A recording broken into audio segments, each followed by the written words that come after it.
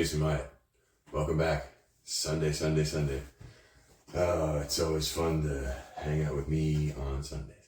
Today I'm going to try to go a little faster because my video last week was a little long and I had a hard time uploading it and you guys had a hard time sharing it, so I'm just going to try and move as quickly as I possibly can and see how that goes.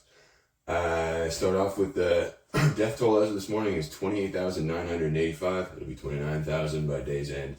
There's 10,000 people into the rubble, so it's already up to almost 40 now. Start with Nasser Hospital. Nasser Hospital is just one of many hospitals in Gaza that's been subjected to siege by the IDF.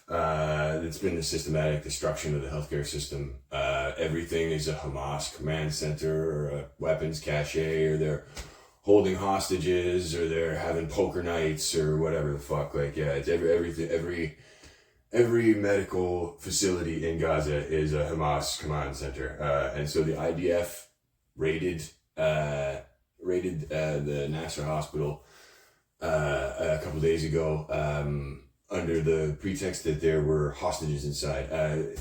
Under international law, there has to be a very credible evidence that there is a serious threat inside of a hospital to attack a hospital, specifically raid a hospital, and you've got to attack that threat inside that hospital specifically, not just run up and down the hallways, arresting whoever you want, detaining whoever you want, and destroying whatever you want, which is what the IDF did.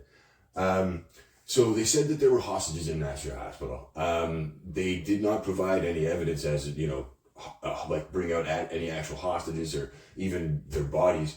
No, what they produced were pill bottles with their names on, medication bottles. And I guess we're supposed to believe that in the rush of being kidnapped by Hamas, these people grabbed their medication, specifically the bottles with their names on it, so that hopefully they could be identified by them in a war zone months later. If these people have medication, it's been given to them by the Red Crescent, and it definitely didn't come in a bottle with their fucking name on it. That's some pretty fucking ridiculous evidence to attack a hospital. That runs right into self-defense. Another topic I want to talk about. I've talked about it before. I'm going to talk about it again. The self-defense doctrine has been destroyed. Self-defense is supposed to be, if you are attacked, you're supposed to be able to respond proportionately to that attack. The U.S. since 9/11 has extended their bastardized version of the right to self-defense to Israel, and that bastardized version pretty much means is that you can literally attack anyone, anywhere, in any sovereign nation, as long as you think that you are being threatened. As long as you perceive a threat, then you can do whatever you want. The U.S. is attacking Yemen right now because they're attacking capitalism, and that is self-defense. They're claiming self-defense. The Israelis are claiming self-defense when they attack Syria and Jordan and Lebanon, just because they feel threatened by forces outside of their control. If that same self-defense doctrine was applied to every nation state in the planet, Vladimir Putin's war in Ukraine would be completely justified. He feels threatened by NATO. The Ukraine wants to join NATO. What better way to neutralize that threat than to invade Ukraine and install a puppet government and annex large parts of it? That neutralizes the threat. Under that U.S. Self-defense doctrine, Russia has every right to do what they're doing in Ukraine, and yet we keep being told that they don't. But the U.S. and Israel do. This self-defense, the bastardization of self-defense, extends well beyond foreign policy experts. Just the other day, the governor of New York was giving a speech and made an analogy claiming that if Canada were to attack Israel if Canada were to attack the U.S. the way that Hamas attacked Israel, then Canada would not be there the next day. Let me quote her. And I quote, "There would be no Canada left the next day," is what she said. That woman just advocated for the absolute destruction of the Palestinian people based off of her bastardized self-defense doctrine. that's a person who has no hands on foreign policy whatsoever, just exposing those ridiculous views on self-defense, because that's ever since 9/11, going into Afghanistan, going into Iraq, setting up bases wherever the fuck they want. It's a ridiculous interpretation of the doctrine of self-defense, and it's destroying the fucking planet.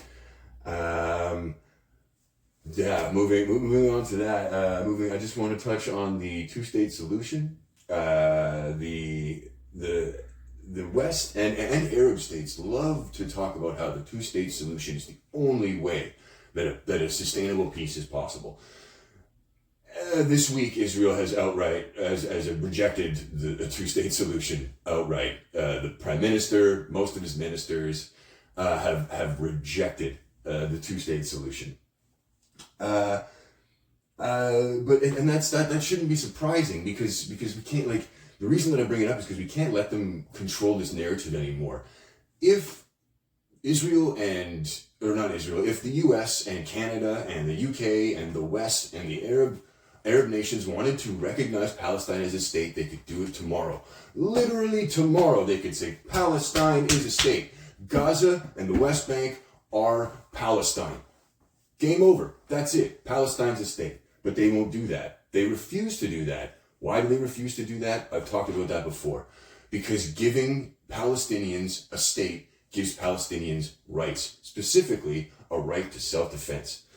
Could you imagine if the way that the Western leaders, the way that Joe Biden and John Kirby and Matt Miller and of the US and Cameron in the UK, and I don't even know our foreign minister's name, but the way that they come out and talk about Israel's right to self-defense, they bring it up every single fucking time anybody brings up the indiscriminate bombing and the slaughter of civilians. Israel has a right to defend itself. Could you imagine if the state of Palestine had a right to defend itself? Guess what Israel wouldn't have a right to do? Indiscriminately slaughter Palestinians and bomb the shit out of them and do whatever the fuck they want to them. Guess what? They wouldn't be allowed to deny them aid. Like, it's the list of things goes on and on and on that the Palestinians would be entitled to if they were given a state, and why they will never be given a state, because the powers that be, the United States, does not want them to have those states, those rights. The United States, Israel, and the Palestinian Authority at the time, the PLO, had a meeting in '93 and they signed something called the Oslo Accord that was supposed to lead to a two-state solution. It never, ever did, because Israel and the US never, ever plan on doing it, because they don't give a fuck about a two-state solution. They want to perpetuate the status quo. And that's it. All right. Hopefully that was faster than last week. It felt faster. It felt a lot fucking faster. Thanks for watching. Thank you for coming. Call your MP, call your MLA. Do whatever you can. Do whatever makes you feel like you're making a difference, and resist. Just fucking do it. Do it as hard and as best as you can. And if you can't today, that's fine. Try again tomorrow. Share the video if you can, if it's possible. Thanks for watching, and I'll see you next week.